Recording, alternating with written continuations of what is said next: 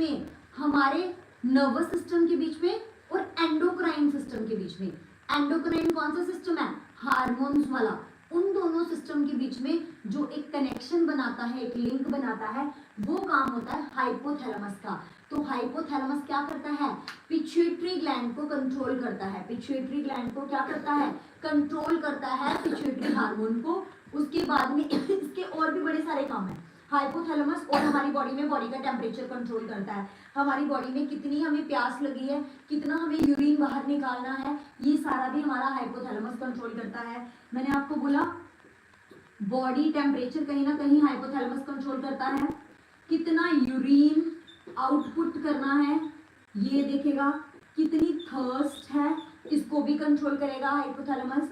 इसके अलावा इसका काम होता है हमारी, हम कितना खाना खाएंगे, फूड इनटेक, कितना खाना खाएंगे, इसको कंट्रोल करता है हाइपोथैलेमस। ये भी काम हाइपोथैलेमस का है। और controls pituitary hormone. Pituitary hormone को भी बच्चे हाइपोथैलेमस कंट्रोल करता है। ये सारे कुछ फंक्शंस हैं हाइपोथैलेमस के।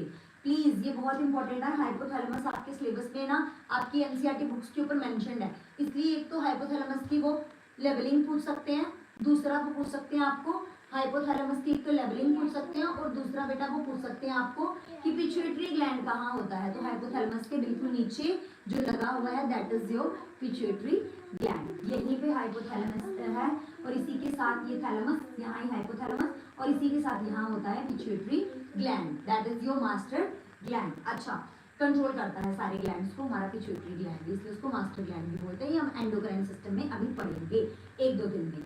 ये था सारा बेटा हमारा फोरब्रेन। फोरब्रेन सेरिब्रम और डायंसिफेलॉन 2 पार्ट्स में है।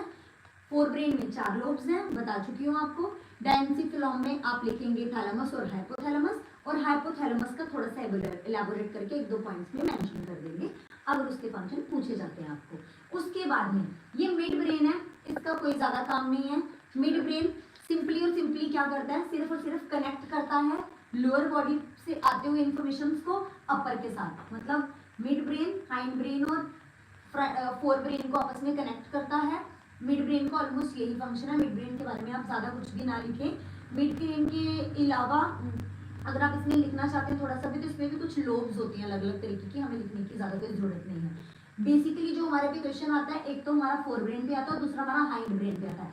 हाइंड ब्रेन के हमारे पास 3 पार्ट हैं, 1, 2 और ये 3 पार्ट होते हैं हाइंड ब्रेन के, जो बहुत जरूरी है। सबसे बड़ा हाइंड ब्रेन का जो सेकंड लार्जेस्ट पार्ट होता है, ये बहुत छोटा सा बना दिया मैंने। सेकंड लार्जेस्ट पार्ट जो हमारी ब्रेन में होता है that is somewhere, I will draw it. हाँ, तो यहाँ पे ही हमारा ये जो होता है ये एक पार्ट है। इसी पार्ट में मेडुला ऑब्लोंगेटा होगा यहीं पे।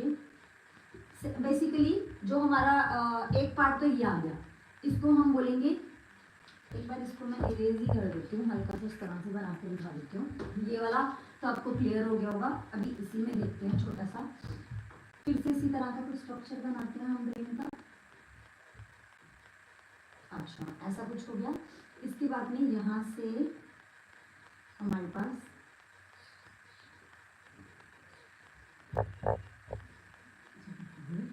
ये जो यहाँ बेसिकली कहते हैं इसको बटरफ्लाई की तरह दिखता है। ये ऐसे तो बहुत ही गंदी बटरफ्लाई है, लेकिन ऐसा ही कुछ यहाँ होता है। ये बड़ा सा एक सेरिब्लम, ये जो है ये 2 पार्ट और होते हैं हमारे पास। ये एक आ गया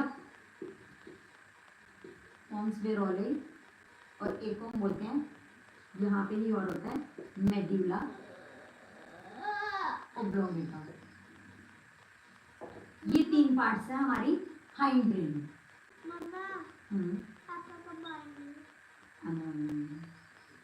इस तरह से यहाँ पे 3 पार्ट है। बहुत ही गंदी ड्राइंग से बन रहा है। एक काम करते हो, एक बार आपको ना बुक से भी दिखा देती हूँ, क्योंकि बहुत ही गंदा सा बन रहा है, तो आपको क्लियर होना हो एक बार प्लीज इधर भी देख लेना, ठीक है।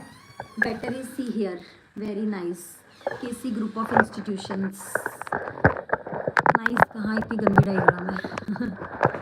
Even I can see, I can understand.